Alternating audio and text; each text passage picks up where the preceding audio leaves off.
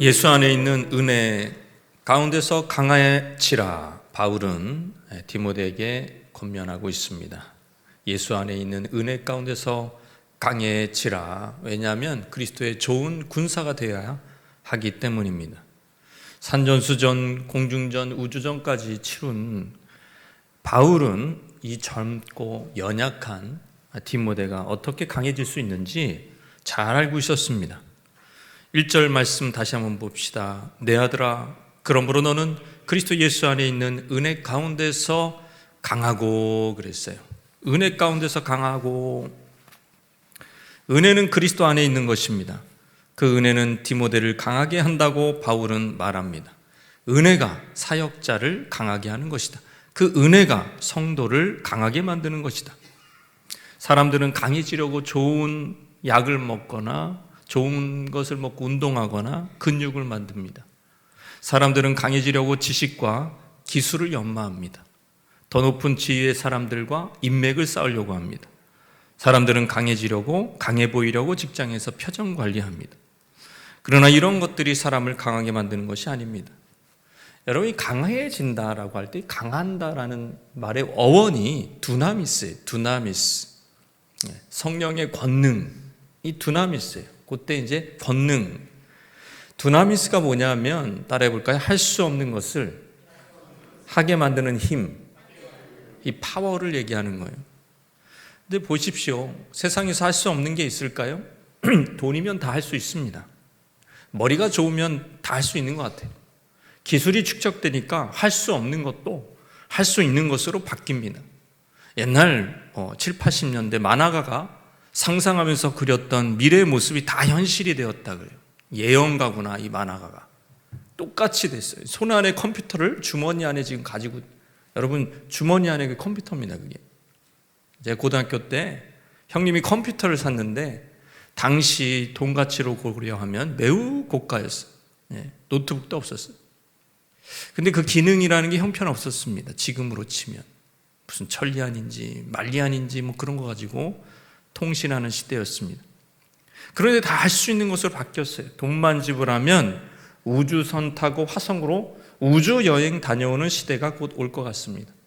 이제 자녀들을 학교 보내면 화성 한번 갔다 온 친구와 안 가본 친구로 이제 사회 이 빈부격차가 딱 나눠지는, 야, 너 화성 한번 안 갔다 왔어? 뭐 이런 식으로 바뀌는 시대가 될 것입니다. 그런데 이 문명과 기술이 아무리 발달해도 인간이 할 수 없는 일이 있어요. 그것은 뭐냐? 따라해 볼까요? 죄를 해결받는 일. 죄사함 받는 거는 못해요. 그 인간이 할 수 없는 거예요. 최첨단을 달리는 시대지만 죄를 지우는 기술이 없어요. 죄를 지우는 기술, 인터넷에 무슨 그런 기록을 지우는 기술은 있다 그러는데 죄를 지우는 기술은 없어요. 정신과적인 접근이 아직도 그 오래된 스위스 학파인지 유럽 학자들인지 그 이론, 프로이드 이론을 넘어서는 획기적인 이론이 없어요. 아직도. 근데 바울은 뭐라고 말씀하십니까? 지금 능력이, 죄를 이기는 능력이 그리스도 은혜 속에서 주어진다는 거예요. 그게 강해진다는 뜻이. 속사람이 강해지고 은혜 때문에, 죄 때문에, 은혜 속에서 죄 때문에 할 수 없는 일들이 할 수 있는 일로, 죄를 이겨버리니까. 여러분, 죄를 정복하는 일은 없어요. 가장 큰 은혜, 예수 그리스도의 은혜로 죄를 이기는 줄 믿으시길 바랍니다. 아담으로부터 물려받은 이 악한 죄성이 사라지는 거예요. 그 경향성이 죽어지는 거예요. 죄 죽임이 일어나는 거예요. 교도소 갱생 프로그램으로도 바뀌지 않는다 그래요. 아무리 사람을 가두고 교도소를 만들고 또 짓고 거기에다가 형을 때리고 안 바뀌어요. 사람이 더 나빠져서 나온대잖아요. 재범률이 얼마나 높습니까?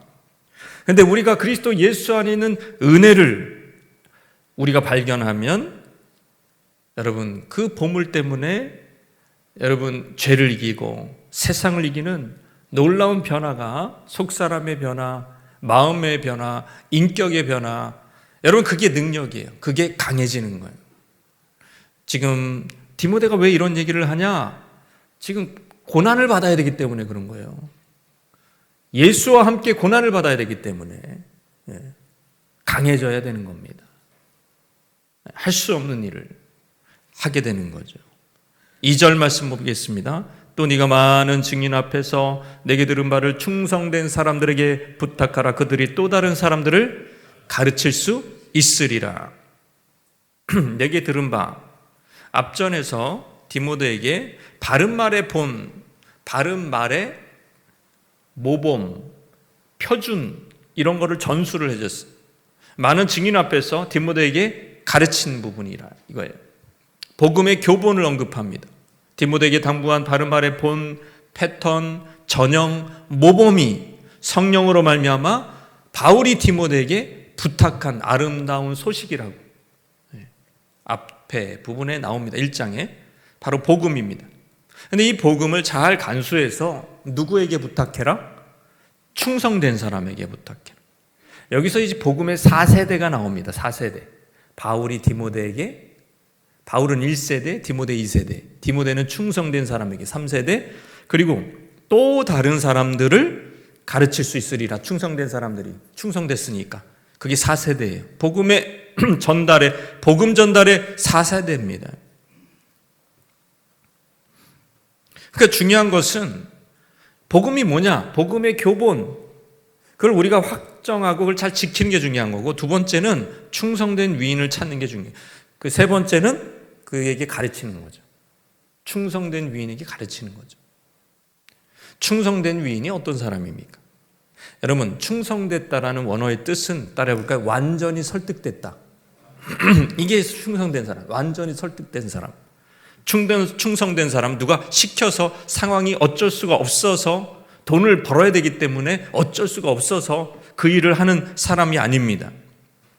한 사장이 조그만 가게를 창업했어요. 거기 직원이 2-3명밖에 없어요. 근데 사장이 말하는 비전에 직원들은 완전히 설득돼요. 가게 일을 내 일처럼 해요. 이게 충성이에요. 사장의 비전이 자기 비전이 돼버리니까 남의 가게 일처럼 일하지 않고 내 일처럼 일하는 거예요. 이게 충성된 사람. 복음에 설득된 사람은, 충성된 사람은 그저 억지로 마지 못해서 모태신앙이니까 내가 직분을 받아, 어쩌다 보니까 직분을 원하지도 않았는데 받아서 엄마가 시켜서 뭐 이런 식으로 충성하는 게 아닙니다. 그건 충성된 게 아니에요. 충성된 것은 자기가 완전히 동의하는 거예요.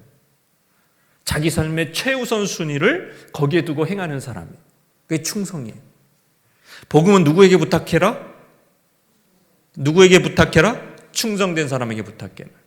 또 부탁한다는 말, 그 원어적인 뜻도 있어요. 의탁한다는 뜻이.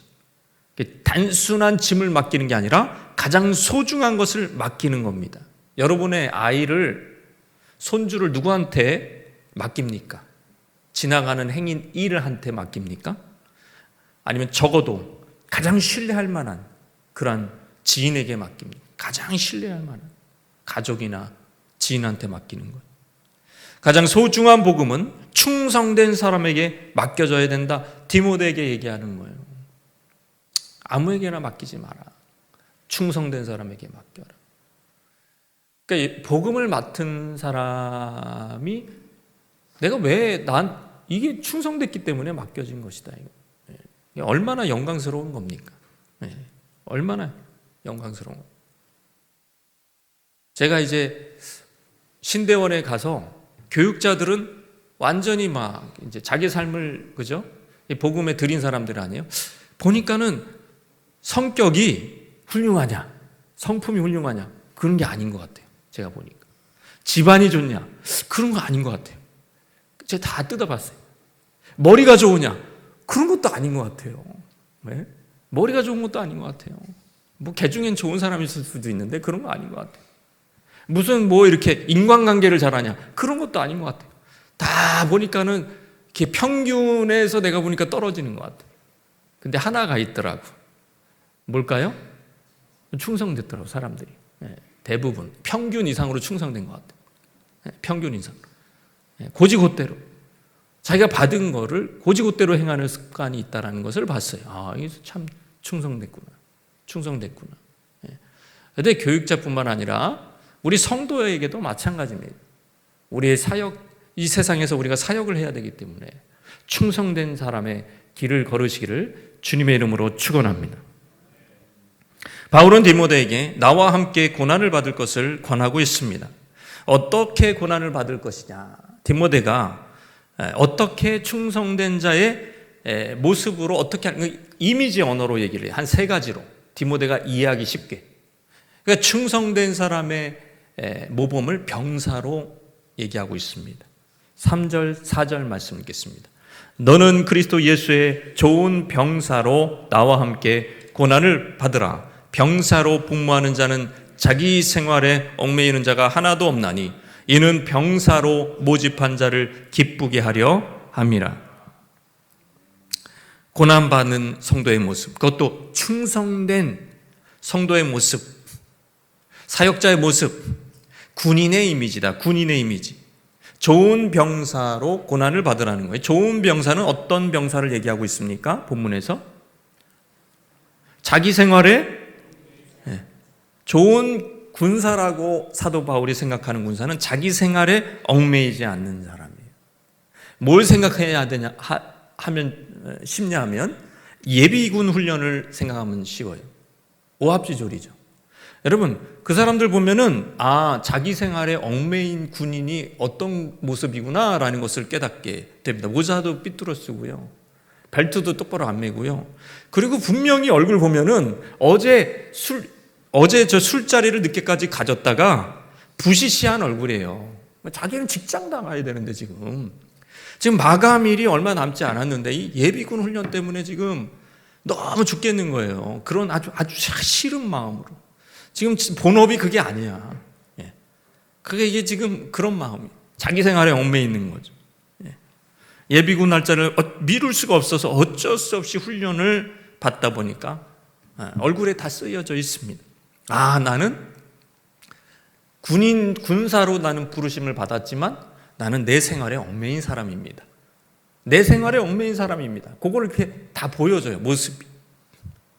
이렇게 군인이면서 자기 생활에 얽매이는 사람은 마음이 나뉘게 되고 군인으로서의 부르심에 집중할 수가 없습니다. 자기 생활에 얽매이기 쉬운 1년차 신혼 가정에서 남자를 군 복무에서 빼라고 1년차 신혼 가정은 거기서 남자를 빼라고 하지 않습니다.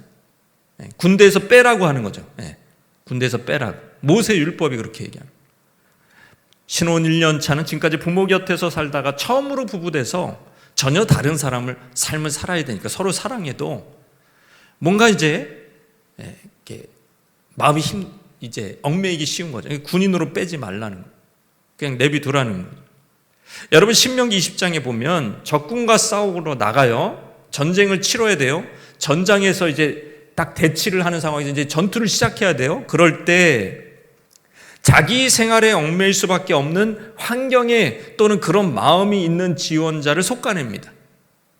어떻게 속아냅니까? 이런 말씀이 있어요. 자기 생활에 얽매이는. 신명기 20장 5절에서 8절 보면 한번 쭉 읽어볼까요? 책임자들은 백성에게 말하여 이르기를 새 집을 건축하고 낙성식을 행하지 못한 자가 있느냐? 그는 집으로 돌아갈지니 전사하면 타인이 낙성식을 행할까 하노라. 포도원을 만들고 그 과실을 먹지 못한 자가 있느냐? 그는 집으로 돌아갈지니 전사하면 타인이 그 과실을 먹을까 하노라. 여자와 약혼하고 그와 결혼하지 못한 자가 있냐? 그는 집으로 돌아갈지니 전사하면 타인이 그를 데려갈까 하노라 하고, 책임자들은 또 백성에게 말하여 이르기를 두려워서 마음이 허약한 자가 있느냐? 그는 집으로 돌아갈지니 그의 형제들도 현들의 마음도 그의 마음과 같이 낙심할까 하노라. 이게 다 뭡니까? 자기 생활이에요. 자기 생활에 너무나 얽매이기 쉬운 환경과 상황에 있는 사람들은 집으로 돌아가는 거예요. 같이 싸우지 말라는 거예요. 그거는 그랬다가는 다른 형제들도 낙심시킨다는 거예요. 지금 바울이 이 말을 하고 있는 겁니다. 낙심이 다른 사람들도 지금 그 전염을 시킨다는 거예요. 포도원을 만들고 과실이 제대로 익었는지 안 익었는지, 상품 가치가 어떤지, 이번에 지금 어떻게 이게 돈이 될지 말지 계속 걱정하고 있는데, 거기서 이제 똑바로 지금 집중해서 총도 쏘고 막 그래야 돼. 총은 안 쐈겠죠. 뭐 이렇게 집중해서 뭐 화살을 던져고 막 이래야 되는데 집중력이 떨어져요. 안 된다 이거. 집으로 돌아가라 이거. 좋은 병사는 여러분, 자기 생활에 얽매이지 말아야 됩니다. 좋은 병사들은 군대 규율에 맞춰서 생활하지 자기만의 생활을 할 수가 없다. 기상나팔 소리에 맞춰 기상하고 점호하고, 조식 먹고 교육받고 훈련받고, 점심 먹고 또 훈련받고, 체력 단련하고 석식 먹고 청소하고, 자율활동하고 점호하고 지침하는 이런 기준이 있어요. 그냥 표준이 있다고. 밥맛이 없다고 따로 먹을 수도 없습니다. 오전에 나는 자율활동하고 싶다고 할 수 없습니다. 군인은 자기 생활에 얽매일 수가 없습니다. 왜냐하면 자기를 모집한 군대가 모든 것을 책임져 주시고, 왜냐하면 다 책임져 줘. 그 자기는 이 모집한 이유, 군인으로서 충성하면 되는 거예요. 군복, 군화, 속옷까지 다 줘. 삼시세끼 다 책임져 줘. 월급도 줘요. 병원비도 대줍니다. 마찬가지죠. 영적인 군사 역시 믿음의 선한 싸움을 싸워야 합니다. 좋은 군사는 매일 훈련을 거르지 않는 것처럼 기도와 말씀을 거르지 않습니다. 매일 기도와 말씀으로 자기를 연단합니다. 경건을 연습하는 것입니다.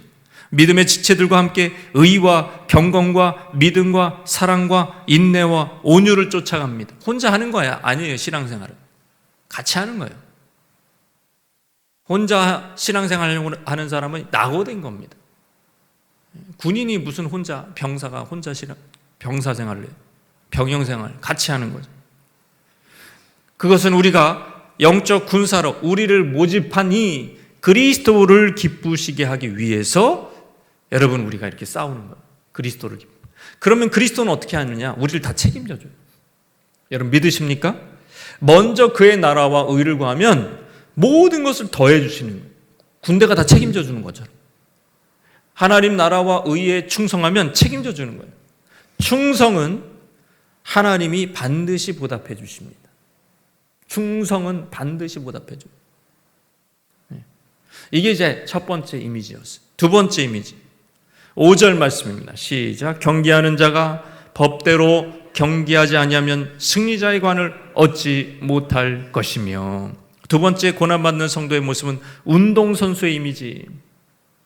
우리식으로 얘기하면은 반칙하는 운동선수가 생각납니다. 법대로 경기하지 않는, 권투하다가 귀를 깨문다든지, 쇼트트랙 선수가 다리를 뻗쳐서 상대 선수를 넘어뜨린다든지, 손으로 밀거나, 그죠? 남자가 여자라고 우긴다든지, 법대로 경기하지 않는, 당연히 경기하는 자가 법대로 경기하지 않으면 실격 처리되는 것입니다. 1등을 해도, 암만 1등을 해도 여러분 면류관을 받을 수가 없어요. 또한 법대로 경기하지 않으면 승리자가 될 수 없다는 것은 당시의 시대적 배경이 있다. 당시 운동 경기는 로마 제국 전역에서 인기 있는 스포츠였습니다. 여러분 그 시합에 나가기 위해서는 선별된 선수들이 일정 기간 훈련, 정한 규칙을 준수해야, 그 조건을 이수해야 여러분 거기에 시합에 나갈 수 있었다 그래요. 그러니까 우리가 생각하는 그 규정, 법대로, 그거는 시합할 때뿐만 아니라 시합하기 전에도 법대로 해야 됐다. 그 당시에는. 그러니까 이리 보나 저리 보나 승리자의 자격이 쉽지 않은 거예요. 법에 매여 있어야 되는 거예요. 법에 매여 있어야 되는 거예요. 마귀는 법대로 경기하지 말라고 우리를 유혹하는 거예요. 규칙대로 경기하지 말라고 우리를 유혹하는 거예요. 하나님의 뜻과 상관없이, 하나님의 뜻과 상관없이, 여러분 우리가 하나님의 일을 할 수 있겠습니까? 하나님의 일을 한다 그러면서 세상적인 방법으로 할 수도 있어요. 하나님의 일을 한다고 하면서 자기의 어떤 사욕을 채울 수 있다는 말이에요. 법대로 경기하지 않는 겁니다. 외식하는 바리새인, 율법학자, 법대로 경기하는 선수들이 아닌 거예요. 그들의 입술은 하나님을 경외한다고 말하지만 마음은 하나님으로부터 멉니다. 그러면은 겉으로는 그렇게 그럴싸하게 보여도 승리의 면류관을 얻을 수가 없다. 바울이 이야기하는 그것이죠. 시합할 때뿐만 아니라 시합하기 전에도 법대로 해야 된다. 우리는 그리스도의 법에 매여서 살아야 될 줄로 믿습니다.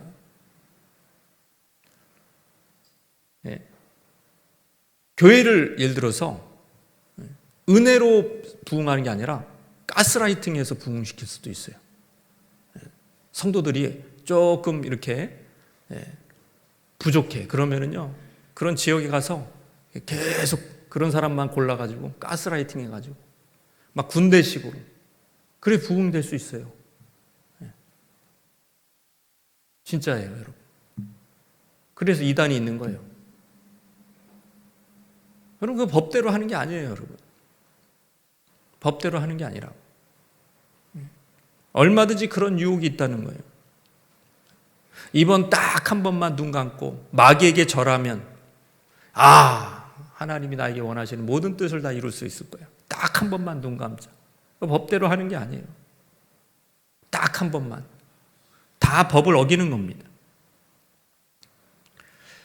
마지막에 6절에 수고하는 농부가 곡식을 먼저 받는 것이 마땅하다. 병사, 운동선수, 고난받는 성도의 모습, 사역자의 모습, 농부의 이미지입니다. 농부는 때역볕에도 작물을 애지중지 돌봅니다. 구슬땀을 흘려요. 태양과 밤만 있다고 작물이 잘 자라는 게 아니에요. 좋은 농부는 애초에 품종 고르는 것도 힘들어. 그것도 노력을 해야 돼. 부지런하지 않으면 좋은 품종 얻기 어렵습니다. 여러분. 품종 자체에서 벌써 갈려요.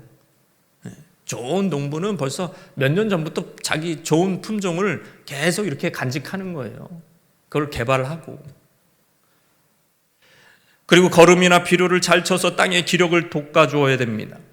잡초를 뽑아줘야 하고 물이 모자랄 때는 물을 끌어와서 뿌려줍니다. 이같이 부지런한 농부가 가꾼 밭은요, 아주 그냥 막 가지런하게 잘 자랐어요. 게으른 농부가 있어요. 맨날 낮잠만 자고, 맨날 또 자고, 비 온다고 집에 있고, 허리 아프다고 잡초를 안 뽑고, 그런 밭이 옆에 있어. 그냥 비어 있어요. 막 잡초만 막 이렇게 나. 거둘 것이 없습니다, 별로. 수고하는 농부가 곡식을 먼저 받는다는 것은 어찌하면 당연한 이치죠. 당연한 말을 바울이 왜 썼냐? 이런 유비를 통해서 그리스도인들이 수고할 때 낙심치 말게 하기 위함입니다. 소처럼 일하는 그리스도 일꾼은 수고를 해도 보상이 없는 현실을 보면서 낙심하기 쉽다는 거예요, 사역자들이. 복음을 위해서 고난을 당하면서 수고했으나 삶의 터전에 잃었습니다. 쫓겨났습니다. 그리스도인이라는 이름 때문에 모욕을 당했습니다. 나사렛 땅이야 모욕을 당하고 생활의 어려움을 온 가족이 겪고, 게다가 예수 믿으면 부끄러워해 사람들이. 예수쟁이야 저 사람. 이렇게 막, 근데 보상이 바로 들어오는 게 없어요. 엄청난 보상이 들어오지 않아요. 근데 바울이 뭐라고 얘기하죠? 그렇게 수고하고 뿌린 대로 거두는 수고한 농부의 보상의 이치는 복음의 사역자에게도 그대로 적용될 것이다. 이 수고하는 농부의 이미지를 믿으라는 거예요. 반드시 보상을 먼저 받을 것이다. 하나님이 하늘에서의 영원한 보상을 주시는 줄 믿습니다. 내가 말하는 것을 생각해 보라. 주께서 범사에 내게 총명을 주시리라. 우리가 아는 말씀이지만 이 세 가지 이미지, 어떻게 하면 좋은 예수 그리스도의 군사가 될 수가 있을까? 좋은 병사로서 충성된 자가 될 수 있을까? 수고하는 농부로서 낙심하지 않을 수 있을까? 법대로 경기할 수 있을까? 여러분, 이거를 생각해 보라는 거예요. 유념해라. 마음에 담아두라는 것이죠. 지혜로운 자는 말씀을 듣고 바로 잊어버리는 자가 아니요 들은 바 진리를 깊이 생각하고 묵상하는 자입니다. 네. 저 같은 설교자는요, 똑같은 본문을 또 할 때가 있어요. 또 해야 될 때가 있고. 근데요, 그때 안 보이던 본문이 의미가 또 보이고, 두 번째 보면은 세 번째 보면 좀 다르겠지. 그럼 더 이상 볼 게 없겠지. 또 보여요. 또 전혀 다른 각도로 할 수가 있어요. 다른 각도로 깨달을 수가 있어요. 그만큼 네 번째 해도 마찬가지.